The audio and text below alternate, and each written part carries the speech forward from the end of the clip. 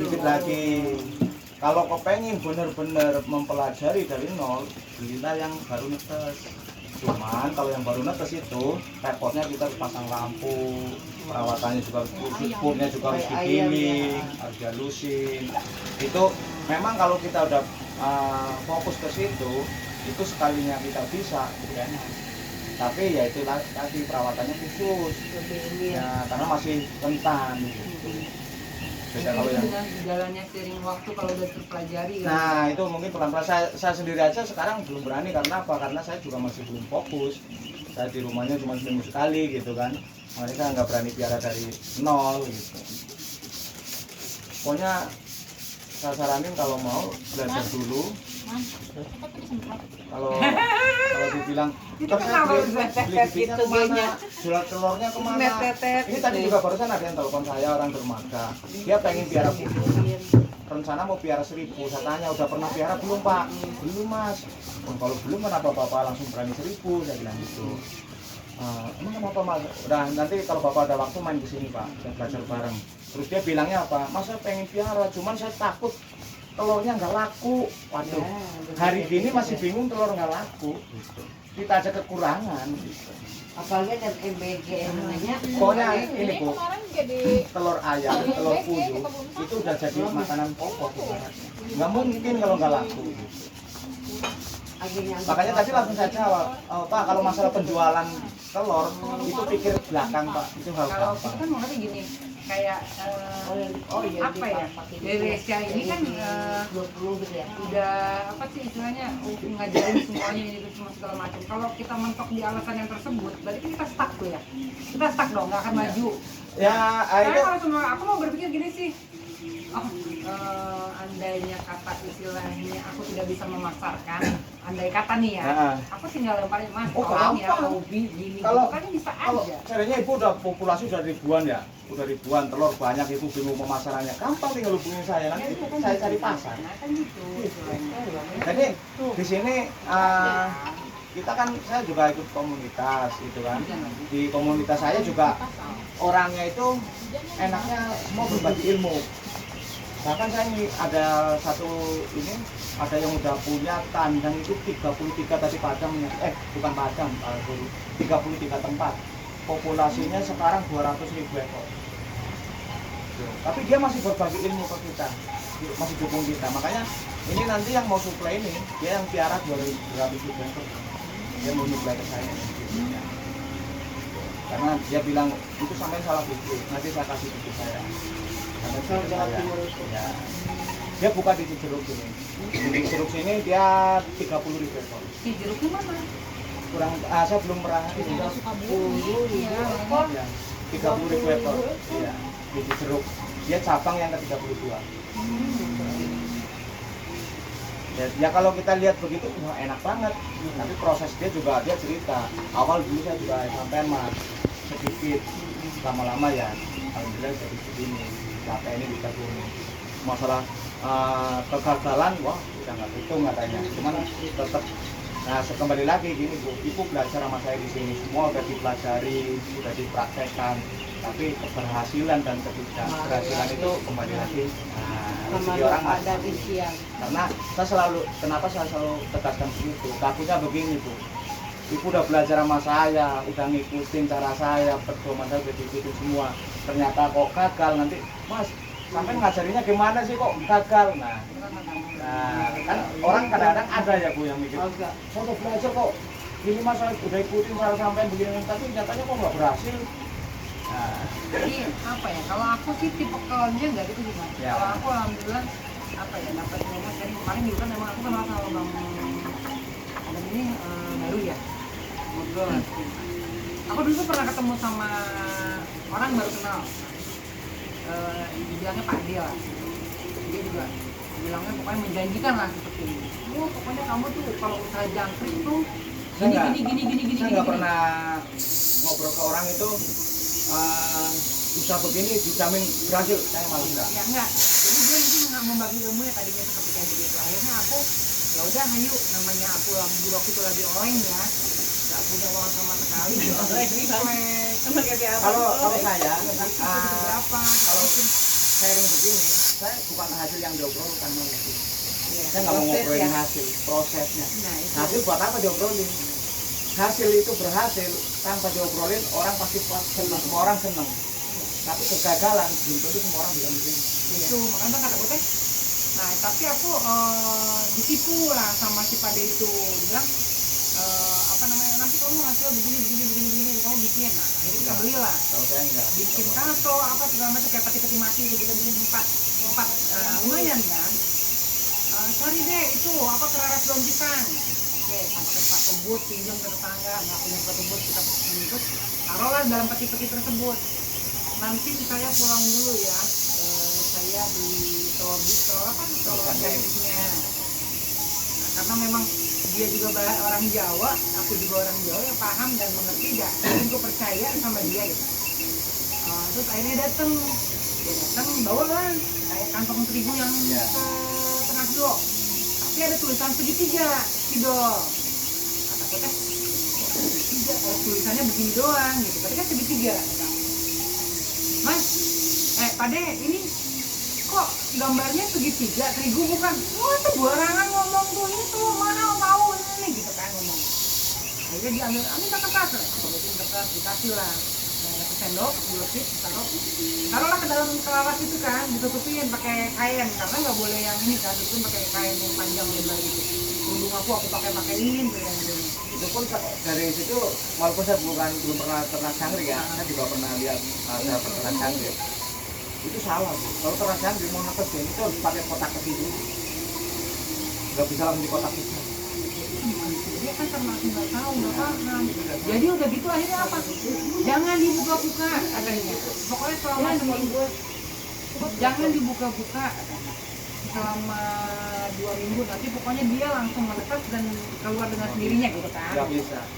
Kataku teh, kok udah 2 minggu nggak ada, nggak ini. Akhirnya namanya keraras kan dia mungkin dari lama-lama walaupun kering kan dilembab kan.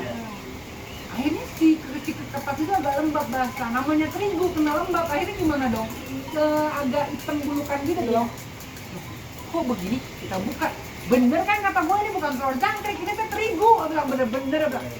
Wah itu mah udah mau marah-marah gimana? Ya udah ikhlas aja. Udah gitu kan, itulah gitu. Ya itu berarti emang dia udah niat nggak benar. Cuma pas kemarin pas Pak Ada itu ngomong gitu, udah Bang, nanti aku main deh ke sana, nanti aku pengen tahu, terus aku ini makanya juga ya udah sambil gimana nih ya, karena memang lahan aku tuh terus terang masih begitu, masih blong lah istilahnya. Intinya gini Bu, yang penting satu syaratnya jangan kena air hujan. Jangan kena air hujan, karena kotoran puyuh itu ketika basah itu pasti bau. Yang nggak puyuh nggak ayam. Mau ayam pun kalau basah pasti bau. Ayam kalau kotorannya kering nggak kena air hujan, masih kering itu nggak kena air lah ya. Insya Allah nggak bau. Jadi kalau emang ibu di belakang rumah ada lahan walaupun kecil, ini mah dikasih atap dulu. Kasih atap, nanti baru bikin kandang ini. Yang penting jangan sampai kena air hujan aja. Gitu. Karena nanti kalau kena air hujan, puyuh pun juga nggak sehat. Aku tadi mikir gini Mbak, nanti aja deh sekali 5 tahun baru aku mau bangun langsung kali ekor gitu kan. Aku tuh jadi biar sekalian gitu. Pengen pasang apa sih namanya? Itu kan yang usaha ayam gitu kan.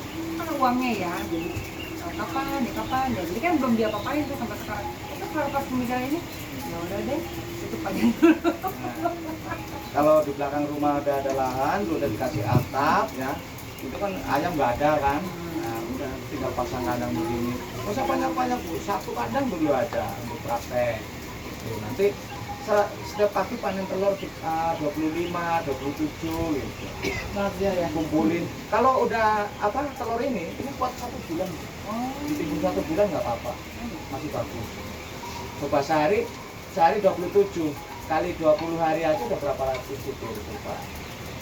Nah, kalau nggak dimakan sendiri dibungkusin dititipin ke warung. Gitu. Jadi kalau masih belajar sama saya, kalau emang walaupun ibu punya modal, Ya itu sih kembali lagi ya, kalau ibu tutup, oh enggak lah mas, saya mau langsung 5.000, itu hak ibu gitu kan. Tapi kalau saya ingetin, kalau bisa jangan banyak-banyak dulu, coba dulu sedikit, pelajari ilmunya. Nanti kalau udah dapat ilmunya, udah dapat caranya, mau piara berapa ratus ribu dulu. Nah, karena di sini kalau piara unggas, ya mau ayam mau puyuh, itu harus tahu ilmunya. Ya. Karena kalau nggak tahu ilmunya, ya apa? Emang kita sih nggak tahu ya namanya rezeki orang ya. Walaupun nggak tahu ilmunya, kalau emang rezekinya bagus, berhasil ya, kita nggak tahu gitu kan. Walaupun udah tahu ilmunya, tetap nggak berhasil ya, kita kan nggak pernah tahu. Tapi paling tidak kita mengantisipasi. Gitu. Gitu aja sih kalau saran saya. Gitu. Makanya setiap orang yang belajar sama saya pun pasti saya saranin begitu, karena ini semua udah saya alamin, bukan katanya, tapi saya ngalamin sendiri karena saya juga berawal dari yang sedikit itu. Walaupun sekarang ibaratnya saya udah piara segini banyaknya Bu, saya langsung mau piara 10.000 pun masih mikir. Karena apa? Ya, intinya gini Bu, semua kan ini piara urusannya nyawa ya, pasti ada resiko. Jadi jangan terlalu ambisi, mendingan kita ikutin jalannya aja gitu. Kalau emang kita udah waktunya populasi banyak, nanti juga insya Allah dengan sendirinya. Ya ini saya juga nggak nyangka awal 100, lama-lama 800, waktu 4 bulan. Nggak nyangka gitu. Saya cuma ada modal beliin. Berarti kalau semua 100 berarti di 4 tray ya? Kalau 100 ya 4 kandang. Nanti kalau masalah nanti kan ketika ibu udah piara ya kita sih nggak mendoakan jelek ya, tapi namanya hewan pasti ada kalanya sakit gitu kan. Nah di situ nanti jadi bahan praktek dan bahan pelajaran. Nah nanti seandainya sampai gagal, itu pelajari gagalnya di mana. Nanti kan kita bimbing nih, kita cek gagalnya di mana, apa kurang perawatan atau lokasinya seperti tadi yang bilang kena hujan apalah gitu, sirkulasi udaranya yang kurang bagus atau gimana, itu nanti jadi pengalaman gitu kan. Karena semua itu ya mau usaha apapun kan harus perlu perhitungan, ada perhitungan, ada rumusnya lah gitu. Kita boleh piara di dalam rumah, tapi ya kalau populasinya banyak begini ya nggak mau pindah, udaranya pengap apa. Ada juga peternak yang piara di dalam gedung skala besar 50.000 ekor, tapi kan dia diperhitungkan sirkulasi udaranya, ada blower, ada pipa, ada blower keluar, ada blower masuk. Ini semua harus diperhitungkan. Makanya kalau semua malam ini pakai pencahayaan gitu apa enggak? Apanya?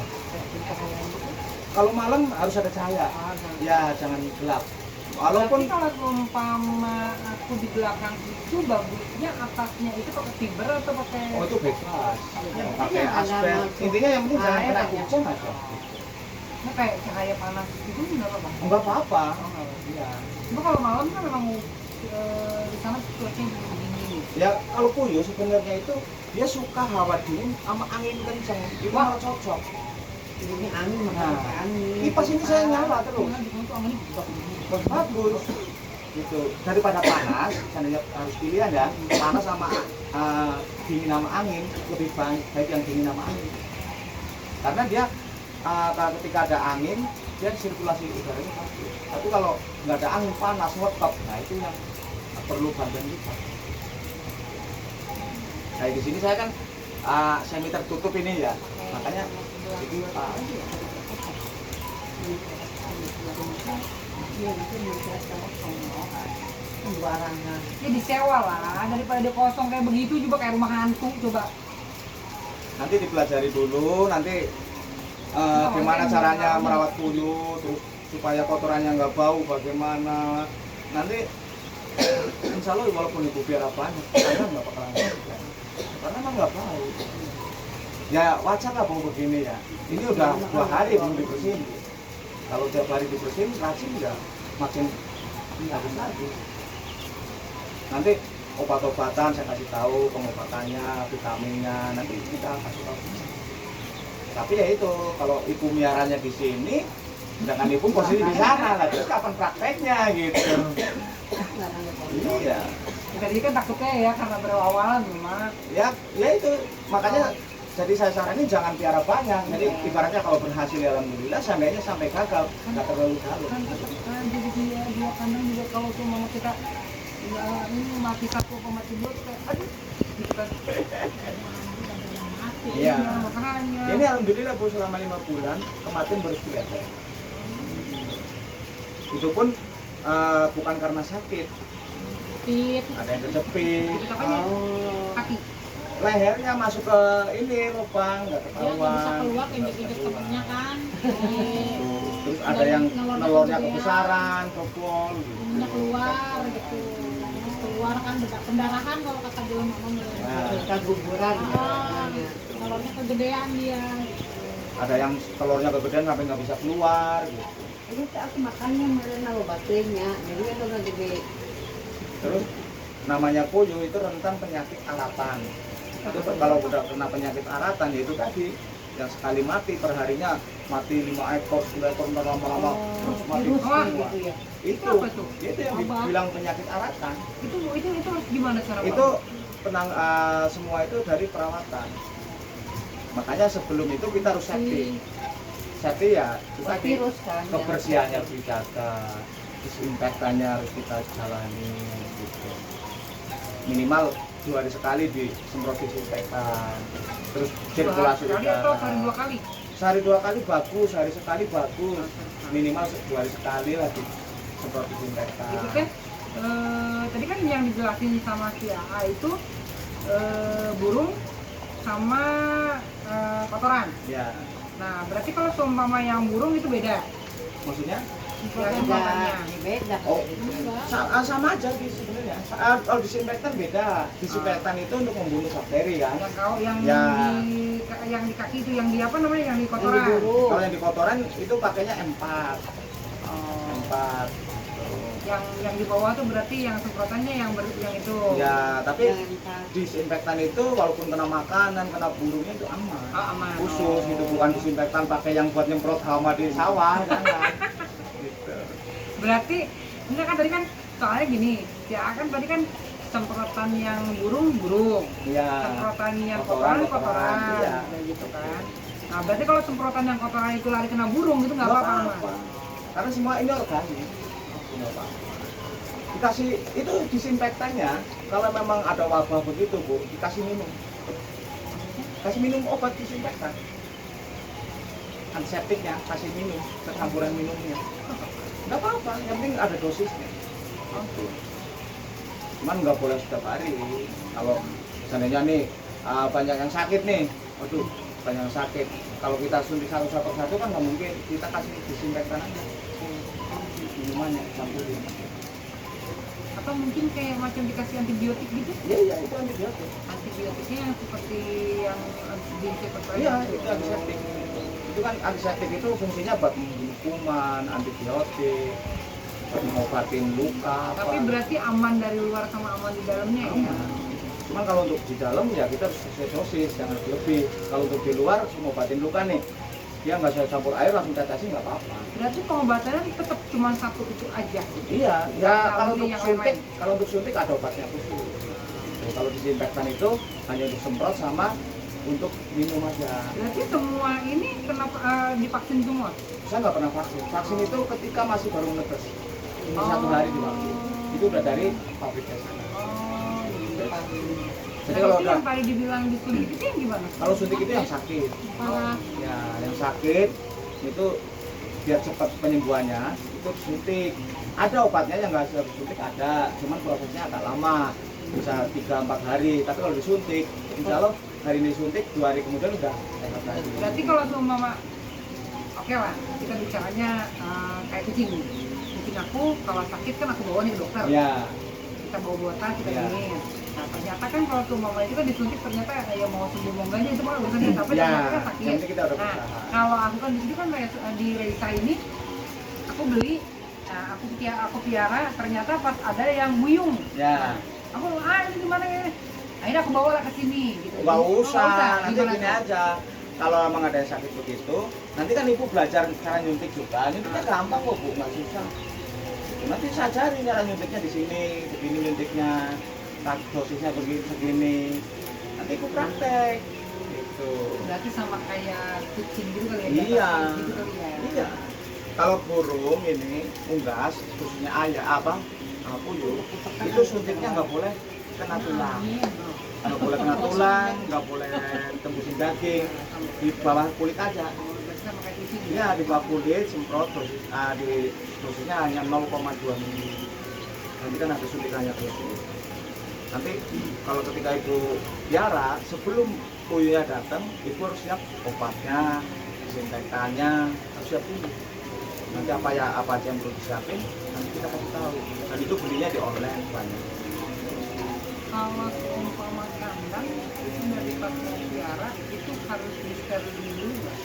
Kalau kandang pas mau piara, itu lokasinya paling disemprot disinfektan aja. Tapi itu dalam keadaan masih kosong. Ya masih kosong. Masih kosong sampai penungguan itu datang. Ya seandainya mau hari ini mau dikirim nih, tadi pagi semprot. Nggak akan nggak apa-apa. Kecuali kalau tadinya udah pernah piara, di situ terjadi kematian besar, nah itu harus steril dulu semua berapa minggu baru disini.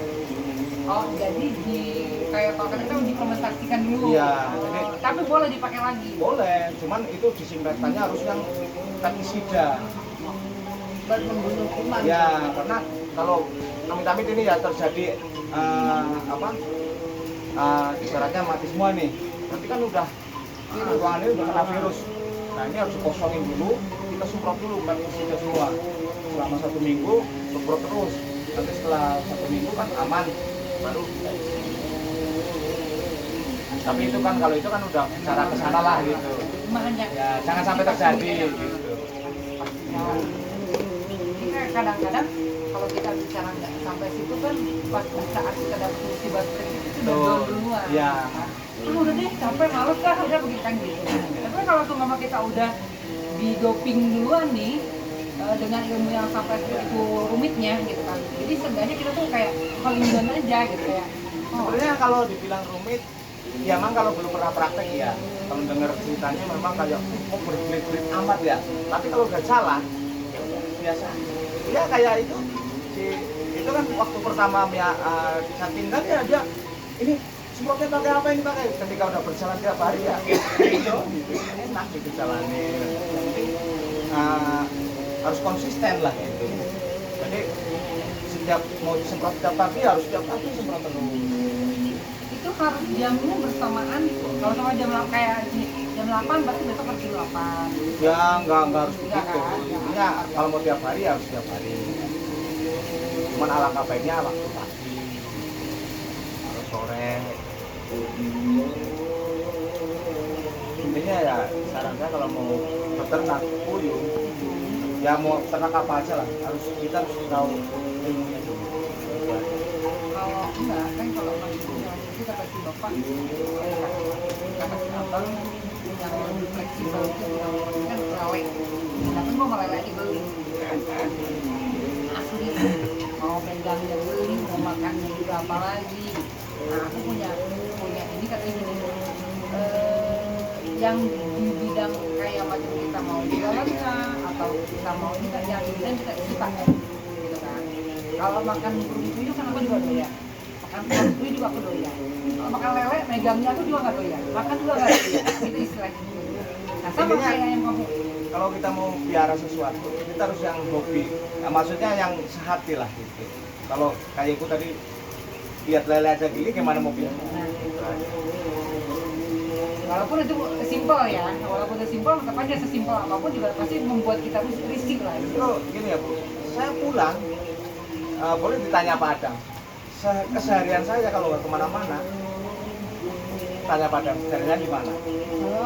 Hampir siang malam di sini.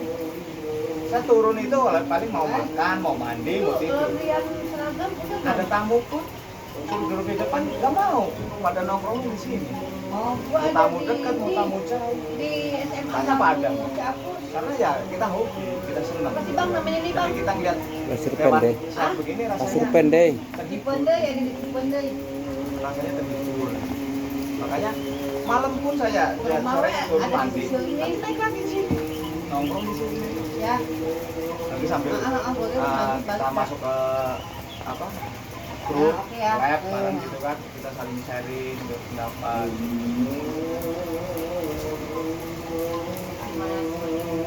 Ya pokoknya kalau intinya kalau saya orangnya siapapun yang mau apa yang saya bisa, ayo kita belajar bersama. Saya nggak mau istilahnya punya pengalaman mau saya pakai sendiri, enggak. Rezeki itu gak ada yang ngatur kok Bu. Saya nggak takut tersaingi. Ibaratnya Pak Adam sekarang mau piara 5.000-an, kalau saya dukung aja. Pak Adam nggak punya ilmunya, saya ajarin, ayo saya ajarin semuanya. Kan kadang ada Bu, orang punya pengalaman ketika ada orang nanya-nanya itu. Nggak mau. Ya seakan-akan dia takut tersaingi atau apa, itu justru yang menutup rezeki kita. Kalau saya dalam bidang apapun ada yang mau belajar, Pembangunan belakang ini. dan masalah berhasil atau tidak itu bukan urusan saya gitu kan. Bahkan mungkin saya nggak berhasil, yang saya ajarin lebih berhasil, bisa jadi. Saya seneng malah bangga. Berarti pengalaman yang saya ajarkan bawa berkah gitu kan, berhasil. Saya selalu kumpul-kumpulnya sama Pak Adam. Ayo Pak Adam, kalau ada orang yang mau piara, mau belajar, silakan ajak datang ke sini, belajar bareng di sini. Cari gini bawah nih. Saya selalu begitu sama Pak Adam. Jadi kalau kita belajar hanya lewat telepon atau apa, susah. Jadi minimal harus tahu dulu bentuk kuis seperti apa sih, kandang kuis seperti apa sih gitu. Ya kayak ini tadi yang orang bermata, dia mau piara takut telurnya nggak laku. Yang pertama saya tanya, Bapak udah piara apa belum? Belum Mas, baru mau belajar. Rencana mau berapa ekor Pak? Rencana mau 1.000. Oke lah, saya nggak banyak komen karena belum pernah ketemu. Kalau gitu kapan Pak ada waktu bisa main ke sini? Bapak lihat dulu di sini kalau yang belum pernah ya, gitu. Kalau yang belum pernah main ke sini, nanti kita belajar bareng. Oh, boleh Mas begitu. Terus ini tadi beli kayu juga ketemu katanya sama orang. Ya biar 5.000 mati semua. Wah, Tadi pagi dia beli kayu, ditanyain sama orang itu, buat apa Mas? Buat kandang puyuh. Oh biar di sini. Saya juga dulu pernah piara 5.000 tapi habis mati semua. Itu kok bisa gitu. Ya. Nah, berarti dia ternyata dia punya modal, punya lahan, tapi dia nggak punya ilmunya dan dia pasrah sama karyawannya. Karyawannya itu juga mungkin hanya sekedar kerja gitu, nggak tahu ilmunya. Kebanyakan hancurnya di situ. Kayak temannya Pak Adam satu lagi kemarin ada punya ternak ayam potong ya Pak Adam ya. Iya. Nah, biar ayam potong. Terus sekarang masih lanjut nggak Pak? Udah tutup Mas, udah kok bisa tutup. Ah, udah ini masalahnya saya nggak yang ngurusin anak buah. Pokoknya kacau lah udah. Nah, berarti kan dia emang nggak punya ilmunya. Jadi dia 100% percaya sama anak buah. Nggak bisa. Kita boleh. Kayak contohnya kan saya nih, saya nggak pernah di rumah sama sering ke dia. Tapi kan dia dengan apa saya nyetir. Jadi kamu harus lakukan ini setiap harinya. Kalau kamu nurut, insya Allah ya jadi. Kalau sampai gagal ya, saya cross-check dia sesuai nggak sama arahan saya ke depannya gitu. jadi gini Mas. Aku dulu kuliah usaha di Pulau Ayam, negeri ya. Nah, dia itu pekerja pembangunan di DKI.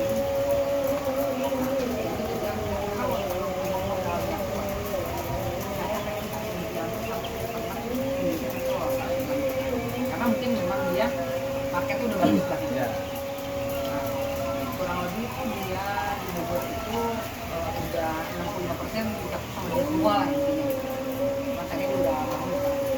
Nah, coba deh kalau yang kamu digelutin dulu setelah kamu menggeluti, so kamu mau ternak ayam telurnya silahkan.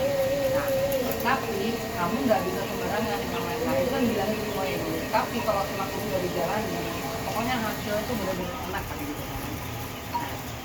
Kita sampai mau menggeluti tuh mah tadinya. Waktu itu kebenaran aku masih sama suami aku yang sekarang begini, yang tadi dibilangin lah. Nah, kita pelajarin semuanya, itu untuk semuanya aja, kita undangnya aja, kita kerjakan. Itu berarti skala besar. Karena tadi kita punya sama. Sama Bu. Oh iya itu ya. Kalau kita Dari tadi sama habis. 5.000 Dan ke warung. itu modalnya kurang lebih sekitar hampir 100. 5.000 modal awal. Sama Puri juga nggak main-main modalnya. Ini saya segini aja Bu. Ini udah tembus 12 juta modalnya. Tapi alhamdulillah 4 bulan kembali. Belum sampai 4 bulan malah kembali. Ini punya segini Bu. Saya sudah menghasilkan uang hampir 20